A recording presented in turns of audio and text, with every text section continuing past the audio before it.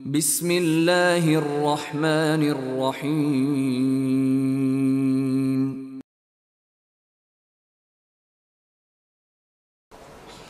ان الحمد للہ نحمده ونستعینه ونستغفره ونؤمن به ونتوکل علیہ ونعوذ باللہ من شرور انفسنا ومن سیئات اعمالنا من يهده الله فلا مضل له ومن يضلل فلا هادي له وأشهد أن لا إله إلا الله وحده لا شريك له وأشهد أن نبينا محمدا عبده ورسوله أرسله الله بالحق بشيرا ونذيرا فأعوذ بالله من الشيطان الرجيم يا أيها الذين آمنوا اتقوا الله حق تقاته ولا تموتن إلا وأنتم مسلمون يا أيها الناس اتقوا ربكم الذي خلقكم من نفس واحدة وخلق منها زوجها وبث منهما رجالا كثيرا ونساء واتقوا الله الذي تساءلون به والأرحام إن الله كان عليكم رقيبا يا أيها الذين آمنوا اتقوا الله حق تقاته ولا تموتن إلا وأنتم مسلمون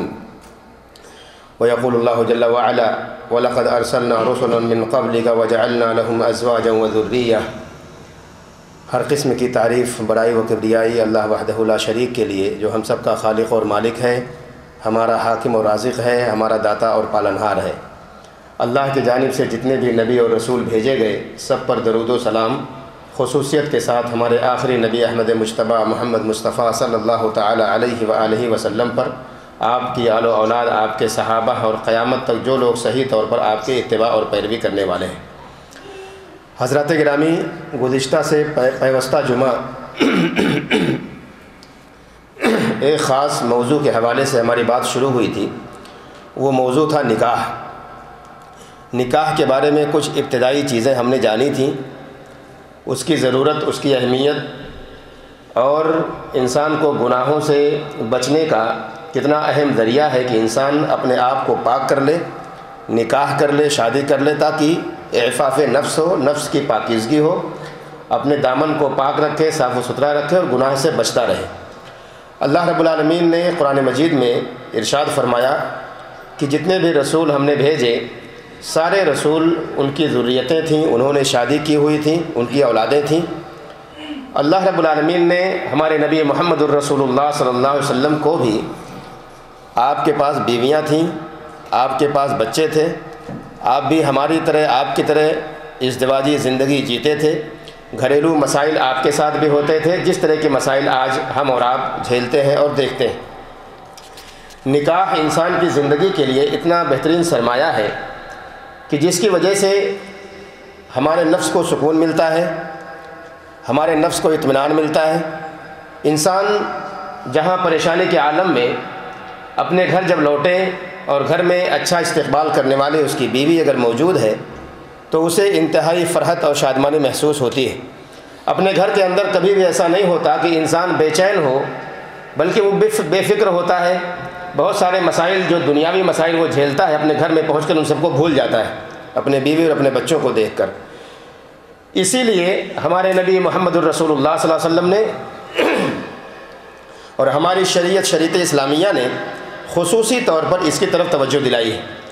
اور اللہ کی جہاں بہت ساری نعمتیں ہمارے اوپر ہیں، انہی نعمتوں میں سے ایک نعمت نکاح اور شادی بھی ہے کہ جس کے ذریعے سے انسان مکمل ہوتا ہے اور انسان کی زندگی بہتر ہوتی ہے۔ اللہ رب العالمین نے قرآن مجید میں اس نعمت کا تذکرہ کرتے ہوئے فرماتا ہے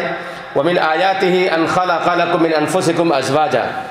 اللہ کی جہاں بہت ساری نشانیاں ہیں، انہیں نشانیوں میں سے ایک نشانی یہ بھی ہے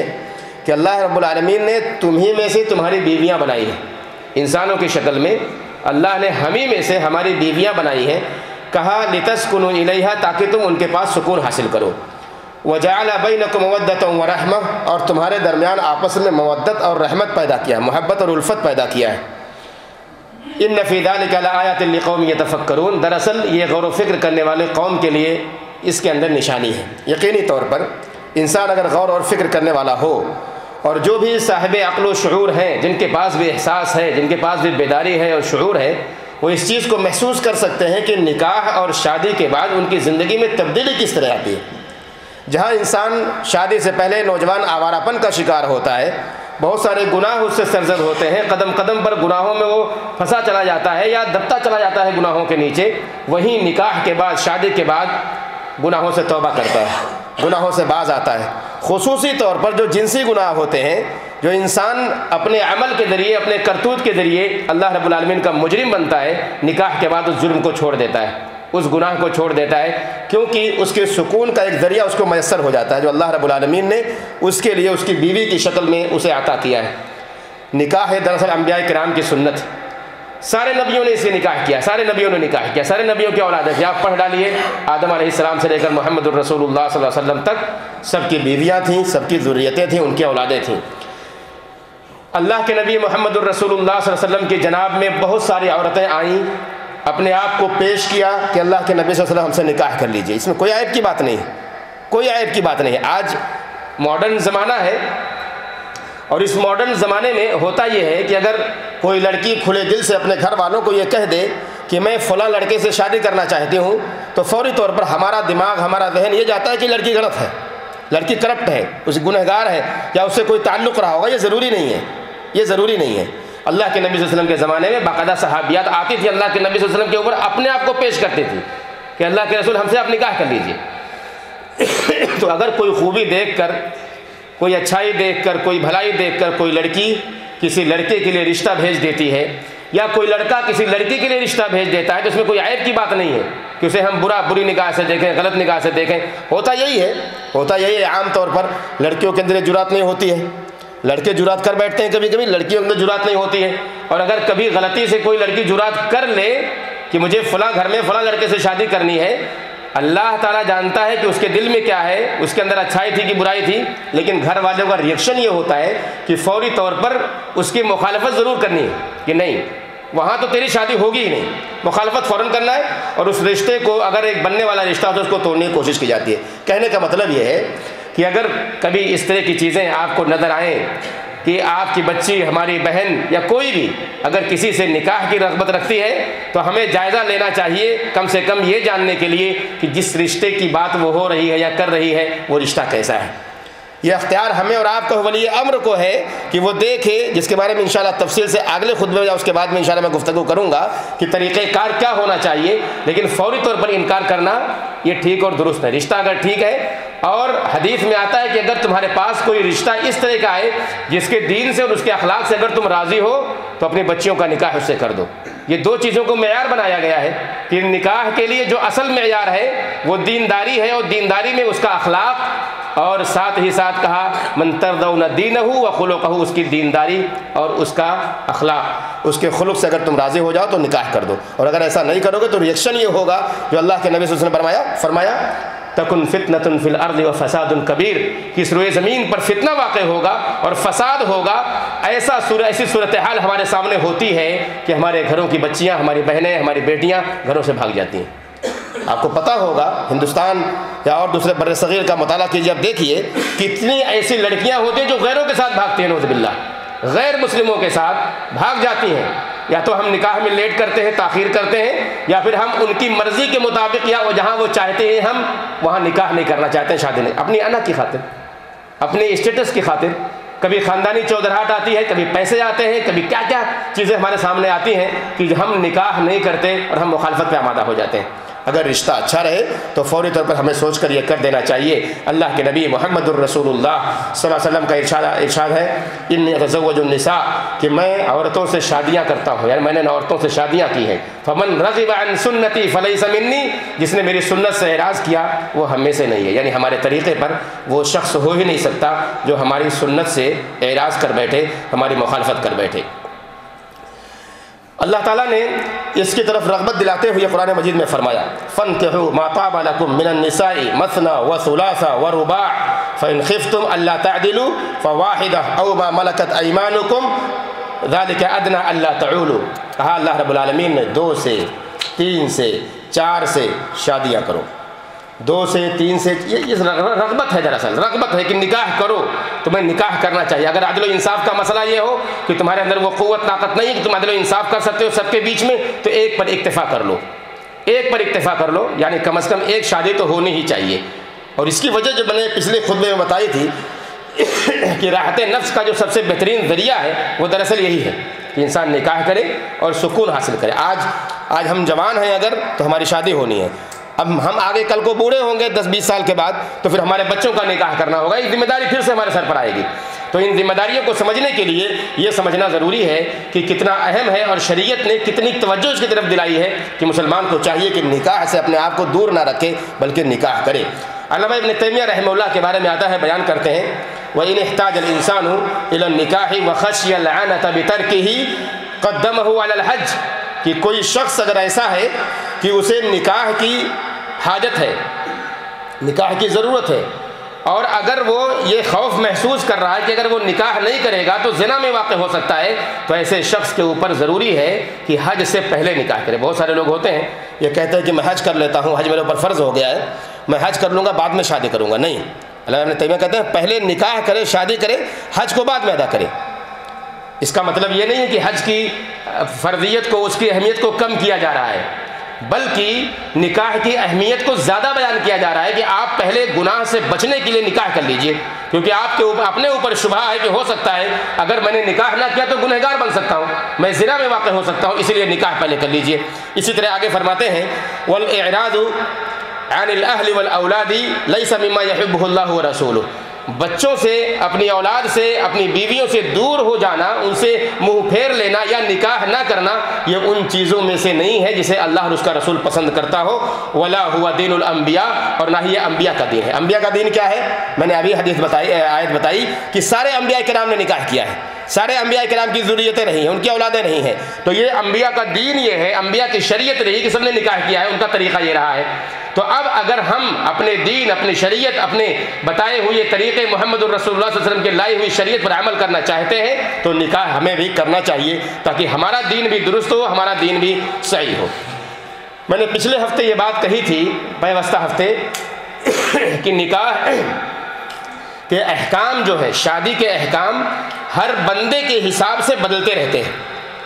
اگر عمومی طور پر یہ بات کہی جائے کہ نکاح کا حکم کیا ہے تو عام جواب اس کے یہ ہوگا کہ یہ سنت ہے، اور بعض علماء نے کہا کہ یہ سنت مؤکدہ ہے۔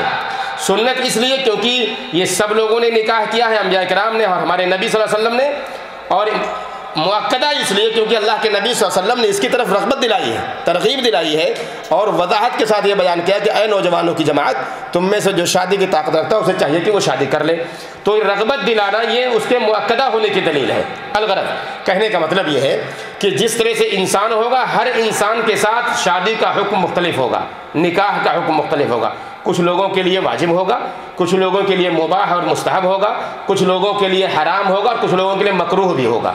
اس کی صورتحال کیسے بدلے گی؟ ہر انسان اپنا جائزہ لے،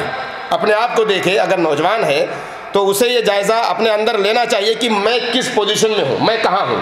کیا مجھے ضرورت ہے، کیا مجھے شادی کی ضرورت ہے، کیا مجھے شادی پر قدرت ہے، اگر میں نے شادی نہ کیا تو میں کیا گناہ میں جا سکتا ہوں۔ ان سارے صورتحال کا جائزہ لے کر کے اس کا حکم نکلے گا، ہر بندے کا حکم اس کے ساتھ فوری طور پر واضح ہو جائے گا۔ مثال کے طور پہ کسی شخص کو اگر عورتوں میں رغبت ہے، یعنی نکاح میں اس کے اندر رغبت ہے، وہ چاہتا ہے نکاح کرنا، شادی کرنا، اور اس کے پاس قدرت بھی ہے، قدرت سے مراد جسمانی قدرت بھی ہے، اور اس کے پاس مالی قدرت بھی ہے، اور ساتھ ہی ساتھ اس کو یہ لگتا ہے کہ اگر اس نے نکاح نہ کیا، شادی نہ کیا تو وہ گناہ میں داخل ہو سکتا ہے، علماء نے کہا ایسے آدمی کے لیے واجب ہے کہ وہ نکاح کر لے، واجب ہے، وجوب کے درجے تک۔ اس کے برعکس مباح اس آدمی کے لیے ہوگا، مستحب اس آدمی کے لیے ہوگا کہ جس کے پاس قدرت بھی ہے، جس کے اندر رغبت بھی ہے، اور اس کو کم سے کم یہ ہے کہ اگر وہ نکاح نہیں کرتا ہے تو اسے اپنے آپ کو گناہ میں داخل ہونے کا ڈر نہیں ہے، اپنے آپ پر کنٹرول لگتا ہے کہ مجھے اگر نہیں کروں گا شادی تو میں گناہ نہیں کروں گا، یعنی زنا نہیں کروں گا، تو ایسے آدمی کے لیے مستحب ہے کہ وہ نکاح کر لے، مباح ہے اس کے لیے اور جائز ہے اس کے لیے کہ وہ نکاح کرے، جیسا کہ سنت کے بارے میں نے تذکرہ کیا کہ اسے نکاح کر لینا چاہیے۔ ایک آدمی ہے کہ جسے یہ خوف محسوس ہوتا ہے کہ اگر میں نکاح کر لے، ساری طاقت اس کے پاس موجود ہے، جسمانی قوت بھی ہے، اس کے پاس مالی قوت بھی ہے، لیکن اس کو ڈر اپنے آپ پر یہ ہے کہ اگر میں نکاح کر لیا تو ہو سکتا ہے کہ میں مظلوم بن جاؤں اپنی بیوی کی طرف سے، ہو سکتا ہے وہ میرے اوپر حاوی ہو جائے، ہو سکتا ہے کہ اس کے ذریعے سے میں مظلوم بن جاؤں، تو علماء نے کہا ایسے آدمی کے لیے مکروہ ہے کہ وہ نکاح کرے، یعنی کراہت کی نگاہ سے دیکھا گیا ہے، نہ تو اس کے اوپر واجب ہے، نہ مباح ہے، نہ حرام ہے۔ کر لیا تو بھی گناہ نہیں ملے گا اسے، لیکن اگر نہیں کرتا ہے تو اس کے اوپر کوئی بھی گناہ اس کی وجہ سے نہیں ملے گا۔ آخری بات اس میں یہ ہے جو حرام کے درجے میں کہا، ایک آدمی کہ جس کے پاس مالی قوت تو ہے، جس کے پاس جسمانی قوت نہیں ہے، جس کے پاس رغبت تو ہے، لیکن وہ اس لیے کرنا چاہتا ہے تاکہ وہ ظلم کرے اپنی بیوی پر، تاکہ وہ دھوکہ دے اپنی بیوی کو۔ اگر وہ مریض ہے اور ایسا مرد ہے کہ اس مرد کی وجہ سے وہ مرد دوسرے تک پہنچ سکتا ہے، کچھ بیماریاں ایسی ہوتی ہیں جو متعدی بیماریاں ہوتی ہیں، آدمی جان بوجھ کر کرے، اسے پتہ ہے، اور ایسی صورت میں وہ کرے کہ میں بیمار اپنا ہوں اور دوسرے کو بھی بیمار کرنا چاہتا ہوں، میرے اندر قوت نہیں ہے، یعنی وہ نامرد ہے، نامرد جو نامردی ہوتی ہے وہ نامرد ہے، گرچہ اس کے پاس مالی قوت ہے، گرچہ اس کے پاس اور دوسری چیزیں موجود ہیں، رغبت بھی موجود ہے، ایسے آدمی کے اوپر نکاح کرنا حرام ہے۔ حرام کیوں ہے؟ کیونکہ وہ اگر نکاح کرے گا تو پہلی بات اپنے نامردی کی وجہ سے وہ اس لڑکی کا حق ادا نہیں کر پائے گا جو اس کے اوپر واجب ہے کہ وہ اسے دے، اور دوسری بات وہ ظلم کرے گا اس کے اوپر، اور اللہ رب العالمین نے ظلم کو حرام کیا ہے، اور تیسری بات یہ ہوگی کہ وہ ایک چیز جو اس کے اندر عیب ہے اس عیب کو چھپا کر دھوکہ دے رہا ہے، تو ان سارے عیوب کی وجہ سے ایسے آدمی کے اوپر حرام ہے کہ ایسا آدمی نکاح کرے، اس سے بچنا چاہیے۔ عمومی طور پر نتیجہ یہ نکلا جو معاشرے کے اندر رائج ہے، ہمارے اور آپ کے گھروں میں یا ہمارے اور آپ کے اندر یہ چیز موجود ہے کہ ماشاءاللہ لوگ نوجوان ہوتے ہیں، ان کے پاس قوت ہوتی ہے، طاقت ہوتی ہے، جسمانی قوت بھی، مالی قوت بھی، تو ایسے آدمی کے لیے نکاح کر لینا مستحب ہے، سنت ہے کہ وہ نکاح کر لے، لیکن اگر وہ اس کی وجہ سے زنا میں واقع ہو رہا ہے تو ایسے آدمی کو فوری طور پر نکاح کرنا چاہیے تاکہ وہ اس گناہ سے بچتا رہے۔ چند ایک باتیں، دینی اور دنیاوی مقصد کیا ہے نکاح کا، کیوں اللہ رب العالمین نے یا شریعت مطہرہ نے نکاح کو ہمارے اور آپ کے اوپر اتنی اہمیت دے کر کے اس کو لازم کیا کہ بندہ اس کو جانے اور سمجھے کہ نکاح کتنا ضروری ہے انسان کے لیے۔ سب سے پہلی بات یہ ہے تکثیر نسل امت محمد صلی اللہ علیہ وسلم کی وجہ پہلی یہ ہے تاکہ امت محمدیہ کی نسل میں اضافہ ہو، یہ جو امت محمدیہ کے افراد ہیں ان کے اندر کمی واقع نہ ہو، وہ زیادہ تعداد میں وجود میں آئیں اور پوری دنیا کے اندر اس کی کثرت پائی جائے اور اتنی زیادہ ہو جائے کہ لوگوں کے درمیان ان کی عزت ہو، ان کی ہیبت ہو، ان کا وقار ہو اور لوگ ان سے خوف محسوس کریں۔ اور یہی وجہ ہے کہ اللہ کے نبی محمد الرسول اللہ صلی اللہ علیہ وسلم نے اللہ رب العالمین نے قرآن مجید میں بنو اسرائیل کے حوالے سے بیان فرمایا وَجَعَلْنَاكُمْ أَكْثَرَ نَفِيرًا، یعنی تعداد اگر زیادہ ہوگی تو گویا کہ لوگوں کے اندر ایک ہیبت ہوگی، لوگوں کے اندر ایک خوف ہوگا، اور لوگ آپ کو دیکھ کے، ہمیں دیکھ کے، امت محمدیہ کو دیکھ کے ڈر محسوس کریں گے، ہیبت محسوس کریں گے، جرأت ان کے اندر نہیں ہوگی کہ آئے مسلمانوں کے خلاف سازشیں کرنے لگ جائیں، جو عام طور پر ہو رہا ہے، پوری دنیا کے اندر ہو رہا ہے۔ تو اللہ رب العالمین نے بنو اسرائیل کو بہت بڑی تعداد میں پیدا کیا تھا۔ اسی طرح سے شعیب علیہ السلام نے اپنی قوم کو ان کی کثرت تعداد کو یاد دلاتے ہوئے فرمایا وَاذْكُرُوا إِذْ كُنْتُمْ قَلِيلًا فَكَثَّرَكُمْ، اے لوگو یاد کرو جب تم کم تھے تو اللہ رب العالمین نے تمہیں زیادہ کر دیا۔ مطلب یہ جو کثرت ہوگی یہ فائدہ مند ہوتی ہے، یہ زیادہ مفید ہوتی ہے ہمارے اور آپ کے لیے۔ اب آپ گھر کے اندر ہی دیکھ لیجیے، ایک گھر میں اگر 5 بھائی ہوں اور 5 بھائی کی اگر کسی سے کہیں مقابلے کی بات آئے، وہ 5 بھائی ایک ساتھ کھڑے ہو جائیں تو قوت ان کو ملے گی کہ نہیں ملے گی؟ بالکل ایسے ہی امت محمدیہ کی تعداد اگر زیادہ ہوگی اور سارے کے سارے لوگ ایک ساتھ اگر مل جائیں گے تو وہ قوت میں اضافہ ہوگا اور قوت میں بڑھوتری ہوگی۔ معقل ابن یسار رضی اللہ تعالی عنہ بیان کرتے ہیں جاء رجل الى النبی صلی اللہ علیہ وسلم فقال انی اصبت امرأة ذات حسب وجمال وانها لا تلد افازوجها۔ کہتے ہیں معقل ابن یسار رضی اللہ تعالی عنہ کہ ایک آدمی اللہ کے نبی صلی اللہ علیہ وسلم کے پاس آیا، یہی حدیث بیان کر کے اپنی بات کو ختم کرتا ہوں۔ ایک آدمی اللہ کے نبی صلی اللہ علیہ وسلم کے پاس آیا اور اس نے بیان کیا کہ اللہ کے رسول صلی اللہ علیہ وسلم ایک عورت مجھے ملی ہوئی ہے جو حسب اور نسب اور جمال میں بڑی پیاری ہے، یعنی خاندانی شرافت اس کے اندر موجود ہے اور بڑی خوبصورت ہے، کیا میں اس سے لیکن ایک اس کے اندر کمی یہ ہے لا تلد، وہ بچہ نہیں دے سکتی، کیا میں اس سے نکاح کر لوں، کیا میں اس سے شادی کر لوں؟ اللہ کے نبی صلی اللہ علیہ وسلم نے فرمایا لا، قال لا، اس سے نکاح نہ کرو۔ ثم اتاه الثانیہ فنہا، اللہ کے نبی صلی اللہ علیہ وسلم کے پاس وہ صحابی پھر سے لوٹ کر آئے اور پھر سے وہی بات بیان کی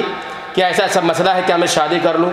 اللہ کے نبی صلی اللہ علیہ وسلم نے دوبارہ انہیں منع کر دیا۔ ثم اتاہ الثالثہ، تیسری مرتبہ وہ لوٹ کر پھر سے آیا اور کہا اللہ کے نبی صلی اللہ علیہ وسلم شادی کر لوں؟ فقال تزوجوا الودود الولود فانی مکاثر بکم الامم، کہ زیادہ بچہ دینے والی، زیادہ محبت کرنے والی، زیادہ الفت رکھنے والی عورتوں سے شادی کرو، اس لیے کہ تمہاری کثرت کی وجہ سے میں قیامت کے دن ساری امتوں پر فخر محسوس کروں گا۔ تو یہ کثرت جو ہوگی یہ کب ہوگی؟ جب انسان نکاح کرے گا، جب انسان شادی کرے گا۔ بہت سارے نوجوان ہیں آج کے زمانے میں جن کی عمریں کراس کر جاتی ہیں، 25 سال سے 30 سال 35 40 سال ہو جاتی ہے، نکاح نہیں کرتے ہیں، گھوم رہے ہیں ایسے۔ میں نہیں کرتا وہ گناہ کر رہے ہیں، میں نہیں کرتا کہ وہ جانے اپنا مزاج کیسا ہے، ان کا طریقہ کار، ان کا عمل کیسا ہے، وہ جانے۔ ہر بندہ اپنے بارے میں جانتا ہے کہ میرا کام کیا ہے، میرا گناہ کیا ہے، میرے اندر اچھائیاں کیا ہے، اس کا سب بندہ جانتا ہے اس میں۔ لیکن ایک نوجوان جس کے پاس کوئی عذر نہیں ہے، وہ محض اس لیے نکاح نہیں کرتا کہ اس جھمیلے میں کون پڑے گا۔ بہت سے کہتے ہیں کہ میں تنہا ہی ٹھیک ہوں، میں بیچلر اکیلا ہی ٹھیک ہوں، کیا ضرورت ہے کہ شادی کر کے ایک درد سر پالنے کی۔ آج کل کے نوجوانوں کی یہ سوچ ہے۔ قدیم زمانے میں ہمارے جو بزرگ بیٹھے ہیں ان سے پوچھئے، 25 سال 30 سال 40 سال پہلے ہوتا یہ تھا کہ ان کے گھر والے کان پکڑ کر ان کا رشتہ جا کے وہاں کرواتے تھے اور بٹھا دیتے تھے منڈپ میں یا نکاح کے جگہ پہ اور نکاح کرواتے تھے، ان کو پتہ بھی نہیں ہوتا تھا کہ میرا نکاح ہو رہا ہے۔ یہ صورتحال، حالانکہ وہ بھی طریقہ غلط تھا، لیکن آج کے زمانے میں جو لوگ نہیں کر رہے ہیں، جان بوجھ کر چھوڑ رہے ہیں، ان کے پاس کوئی عذر نہیں ہے کہ وہ یہ پیش کریں کہ میں اس وجہ سے نہیں کر رہا ہوں، صرف جھمیلوں سے بچنے کے لیے۔ قطعاً شریعت نے اجازت نہیں دی ہے کہ آپ نکاح نہ کریں۔ آپ کو چاہیے، آپ کو رغبت دلائی گئی، آپ کو شریعت نے پیغام دیا، اللہ کے نبی صلی اللہ علیہ وسلم کی سنت اور سیرت رہی، انبیاء کرام کی سنت رہی، اس لیے ہمیں چاہیے کہ ہم نکاح پر توجہ دیں، زور دیں، اپنے بچوں کے لیے یا اپنے لیے، ہم میں سے جو طاقت رکھتے ہوں انہیں چاہیے کہ وہ کریں، اور جن کے پاس کوئی عذر نہیں ہے وہ اس سے نہ بچیں۔ اللہ سے دعا ہے کہ اللہ رب العالمین ہم تمام مسلمانوں کو اس کی طرف توجہ دینے کی توفیق دے۔ اے اللہ، سارے مسلمان دنیا میں کہیں بھی رہتے اور بستے ہوں، سارے لوگوں کو سنت کے مطابق اپنی زندگی جینے کی توفیق دے۔ اے اللہ، سنت محمدیہ پر عمل کرنے کی توفیق دے، شریعت کے تقاضوں کو اہتمام کے ساتھ اسے ادا کرنے کی توفیق دے۔ اے اللہ، دین کے مسائل کو جاننے سمجھنے کی توفیق دے۔ اے اللہ، سنت کے مطابق اپنی زندگیوں کو جینے کی توفیق دے۔ اے اللہ، جو بیمار ہیں انہیں شفا دے دے، جو تکلیف میں انہیں نجات دے دے تکلیف سے۔ اے اللہ، جب تک ہمیں زندہ رکھ، اسلام پر ہمارا خاتمہ ہو تو ایمان پر ہو۔ آمین یا رب العالمین۔ وصلی اللہ وسلم علی نبینا محمد وعلی آلہ وصحبہ اجمعین۔